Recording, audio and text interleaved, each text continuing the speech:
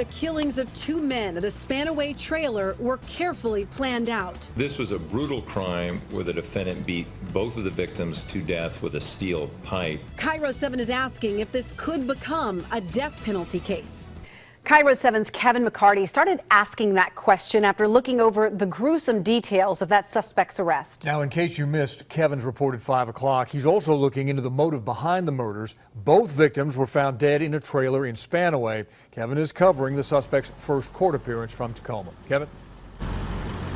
Well, Steve, when I read over those court documents, I could see that this was clearly a carefully premeditated crime, according to the charges, and it was carried out with savage efficiency. The question is, does that mean the suspect could be executed if he's found guilty?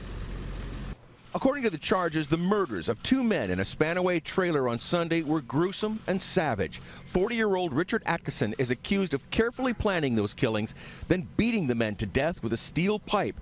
According to the charges, he even forced one man to kneel before he repeatedly hit him in the head. This was a brutal crime. I asked Pierce County prosecuting attorney Mark Lindquist if a conviction in this case could mean a death penalty for Atkisson because of the brutality of the crime. We don't know enough of the facts of this case or enough about the defendant's criminal history for me to comment yet on whether or not this will be a capital case. Court documents say Atkisson claimed he murdered Joseph Moisa and Michael Henderson because they were grooming teenage boys for sex. The documents say that he thought about it and planned it for a day, and then he killed the men the following day. Landlady and neighbor Joanne, who asked us not to show her face or use her last name, says she knew one of the victims, Joseph Moisa, well, and says she doesn't believe that claim. Yeah, he was really a fair, nice guy, I thought. But Did it cause any problems? No, not till I heard this.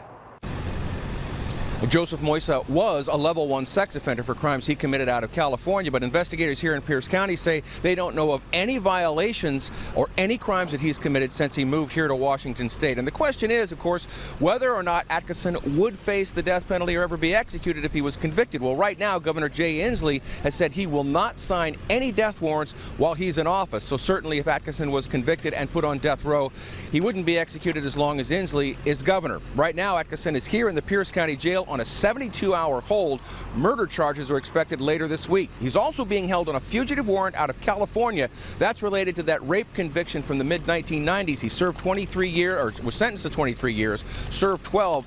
He's wanted for violating parole for leaving the state and failing to register as a sex offender. Live in Tacoma, Kevin McCarty, Cairo 7 Eyewitness News.